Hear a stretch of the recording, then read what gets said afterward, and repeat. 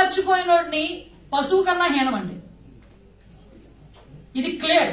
నువ్వు ఎక్కడి నుంచి పుట్టావు రాజకీయ నాయకుడిగా, అది మర్చిపోయినోడు నిజంగా పశువు కన్నా హీనం.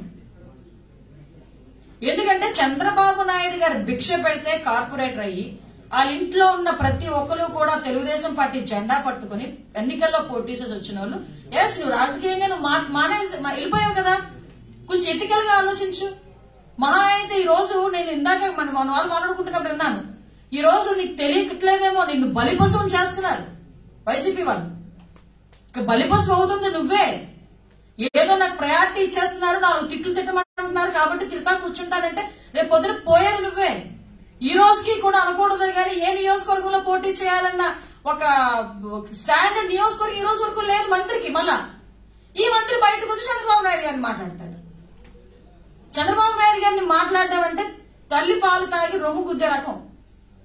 అదే రోజు చంద్రబాబు నాయుడు గారే గనక ఆ స్టాండ్ ఇవ్వకపోతే జగన్మోహన్ రెడ్డి ఎక్కడ తీసుకుంటాడు? జగన్మోహన్ రెడ్డి ఎందుకు తీసుకుంటాడు అసలు? అంటే ఇలాంటి సిచ్యువేషన్ వీళ్ళు వచ్చి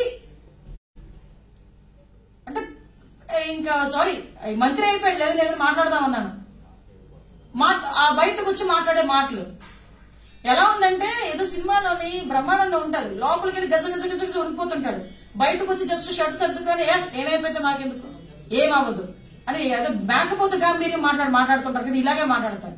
175 సీట్లు 175 సీట్లు వచ్చేస్తాయి. ఎలా వస్తాయి? ఇన్ని ధరలు పెంచినందుకు వస్తాయా? మధ్యతరగతి కుటుంబీకుడు కనీసం తినడానికి కూడా తిండి లేనందుకు వస్తాయా? రేషన్ డిపోల్లోని ఇంతకు ముందు 8 రకాల వస్తువులు మేమిస్తే ఈ రోజు 5 రూపాయల బియ్యానికి 40 రూపాయల సంచితో పాటు నువ్వు ఇచ్చిన దానికి ఘనతకి నీకు 175 సీట్లు వస్తాయా?